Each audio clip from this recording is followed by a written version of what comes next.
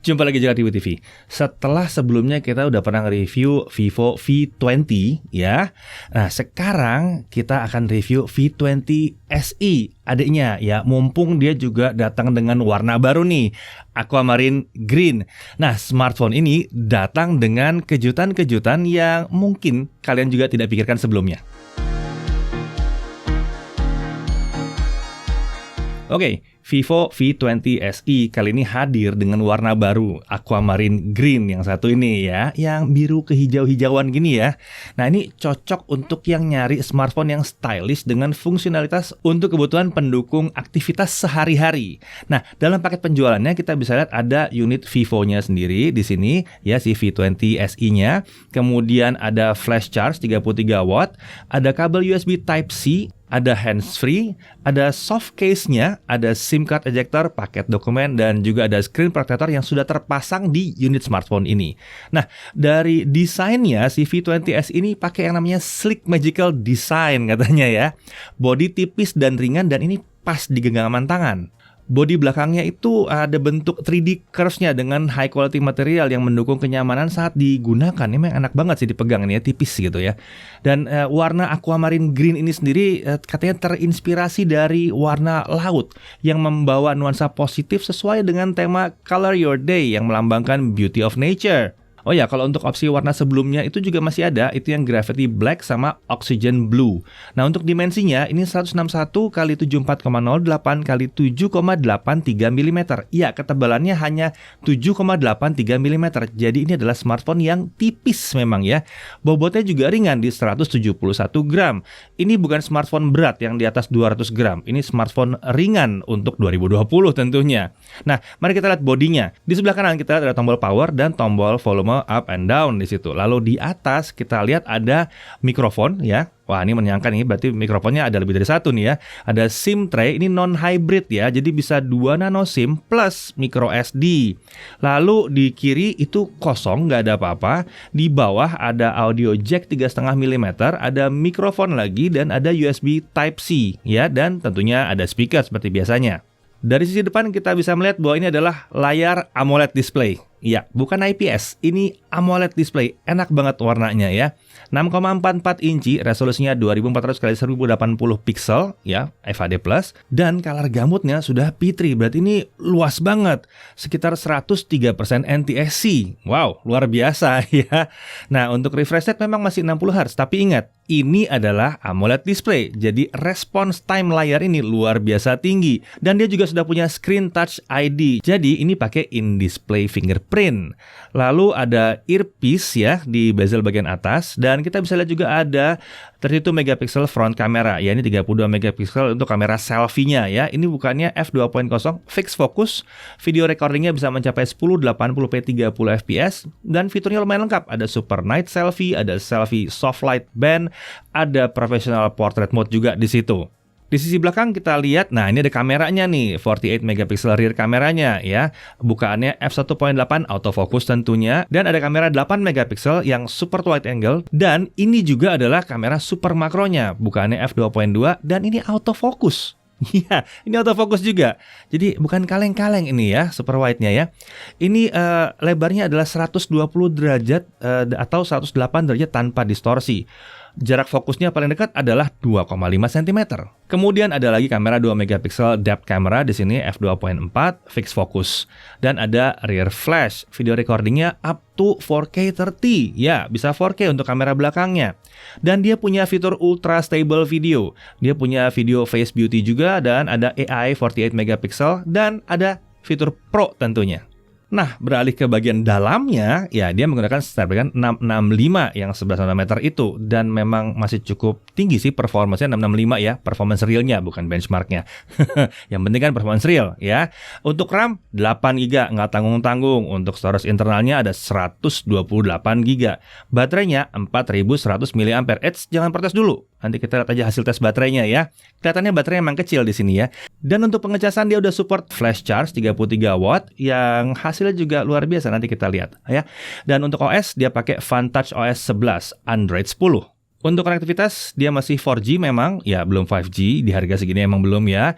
Wi-Fi bisa 2,4 atau 5 GHz, Bluetooth 5.0, dia punya radio FM. Ya, dia punya radio FM dan dia punya NFC, menyenangkan sekali. Ada NFC-nya di sini. Untuk sensor lengkap, accelerometer, ambient light sensor, proximity sensor, gyroscope, e-compass ada semua di sini ya. Dan fitur keamanannya tadi udah screen touch ID, dia juga bisa face unlock.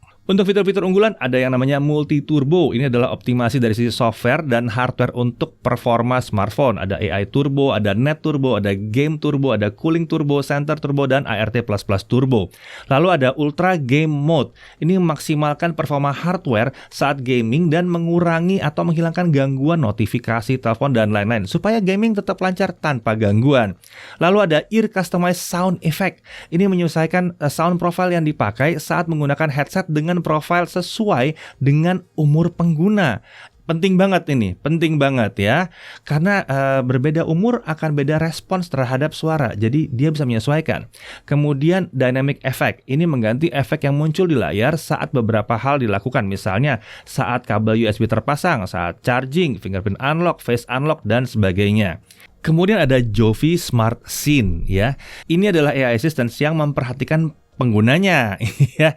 Jadi ada pengingat untuk minum air biar tetap sehat ya. Lalu ada screen time-nya udah berapa lama, ada penggunaannya rata-rata berapa lama dikasih tahu. Terus penggunaan secara terus-menerus itu juga udah berapa lama, nanti diingetin tuh di situ ya. Bahkan ada weather juga ya, cuaca juga dikasih tahu. Jadi bener-bener deh si Jovi ini mikirin penggunanya. Oke, sekarang kita masuk aja langsung ke pengujian performance-nya. Kita benchmark dulu aja ya, yang standar Antutu 7 kita mulai ya. 143 ribuan skornya. Oke, lumayan tinggi, tapi ini normal untuk Snapdragon 665. Antutu 8 di 188 ribuan, lagi-lagi ini standar untuk Snapdragon 665 ya.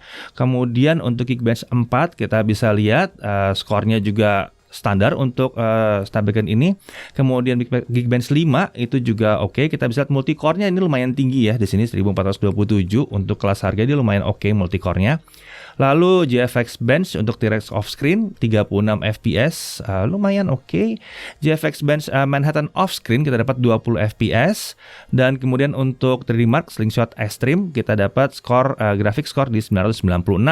Oke, sekarang kita langsung aja masuk ke gaming ya. PUBG Mobile defaultnya adalah Smooth Ultra. Jadi seharusnya memang dia rata aja udah di 40 fps. Tapi kita unlock aja deh ya ke Smooth Extreme untuk lihat performance kemampuan maksimum sebenarnya di berapa ya untuk PUBG ini. Ternyata dia bisa jalan 55 sampai 60 fps. Jadi PUBG-nya stabil banget di sini. Lalu game berikutnya kita coba Minecraft. Kita coba dengan render distance 8 chunk ini ya. Dia rata di 60 fps. Jadi buat kalian pemain Minecraft ini enak banget. Untuk render distance 12 chunk dia masih bisa 50 sampai 60 fps. Lagi-lagi ini bagus banget ya. Lalu untuk Genshin Impact kita set di lowest 60 fps, kita masih dapat di 20 sampai 32 fps, tapi sayangnya emang sekali-sekali drop sampai 10 fps. Jadi kalau kalian mau jalan-jalan gitu ya masih bisa. Tapi kalau pas ketemu boss atau co-op mungkin agak sedikit masalah ya. Kemudian kalau game bola gimana? PES 2021 ya, standar 60 fps settingannya kita dapat stabil banget di 50 sampai 60 fps. Benar-benar nggak ada masalah di sini. Lalu untuk Mobile Legends, settingan kita dapat adalah kita bisa ke High, HD, HFR, Shadow Off dapat 52 sampai 60 fps. Ya, buat yang main Mobile Legends ini asik banget. Nah, sekarang mari kita tes kameranya, tapi jangan di sini, kita tes di luar aja yuk. Ya, jadi ini adalah kamera utamanya si Vivo V20 SE ya. Nah, kurang lebih seperti ini. Lihat tipikalnya seperti apa ya. Muka saya terang, di belakang ada backlight yang luar biasa kencang. Nggak ada masalah untuk muka saya tetap dijaga. Asik ya. Untuk suara saya nggak pakai mikrofon. Ini suara langsung dari mikrofonnya si V20 SE sendiri. Nah, sekarang kita coba kalau jalan seperti apa. Ya, kalau jalan kayak gini ya, guncangan-guncangannya kurang lebih kayak gini. Ini trik matahari kencang banget dari atas. Dan sekarang kita mau lihat bagaimana dia menghadapi backlight yang keras seperti ini. Ini jam 12 siang, bisa lihat ya. Ini kejam banget ngetes jam segini emang. Gimana hasilnya? Lumayan? Ya, guncangan kira-kira seperti ini ya kalau dipakai buat jalan ya. Oke, sekarang mari kita coba. Ini kamera utamanya, video di kamera utama. Tidak pakai gimbal, tidak pakai macam-macam. Settingnya standar aja. Gimana hasilnya? Lumayan oke? Ya, kurang lebih gini ya. sekarang kita pakai super wide angle-nya. Nah, ini dia nih. Super wide angle. Agak beda ya, jadi ada efek-efek yang begitu tuh ya. Karena dia lebar ya. Gimana hasilnya? Iya. Jadi super wide ini ya, ini ada bunga kecil, ini merangkap jadi makro juga loh, bisa loh. Ya, deketin aja, deketin kayak begini, terus di tap bunganya untuk ganti fokusnya ya. Tuh, lihat ya. Dari dekat bisa, nggak ada masalah. Jadi makro buat video bisa banget dan langsung. Asik kan? Tuh.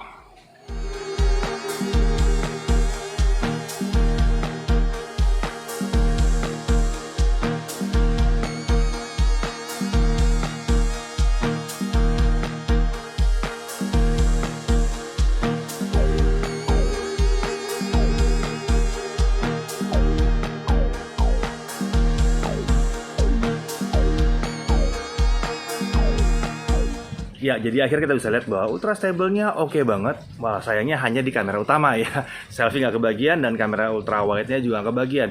Tapi ultra wide-nya bisa makro. Jadi keren, saya suka banget yang part itu. Untuk foto-foto hasilnya memang ya saturasinya oke banget ya.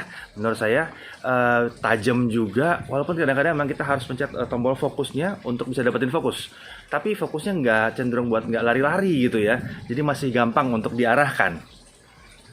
Sementara itu untuk foto-foto, untuk makronya asik banget, enak banget. Jadi gampang banget untuk dapat fokus jarak dekat di sini. Kalau soal audionya pada saat rekam video gimana? Kalian bisa denger lah. Ini lagi-lagi saya masih tetap belum pakai mic juga di sini ya. Sementara itu untuk kamera selfie-nya, ya memang asik banget, dynamic range-nya oke, dan dia selalu menjaga muka supaya nggak jadi gelap walaupun ada backlight. Jadi akhirnya kamera CV20S ini ya lumayan membawa fitur-fitur yang mengejutkan, dan saya paling suka sih makronya tadi ya.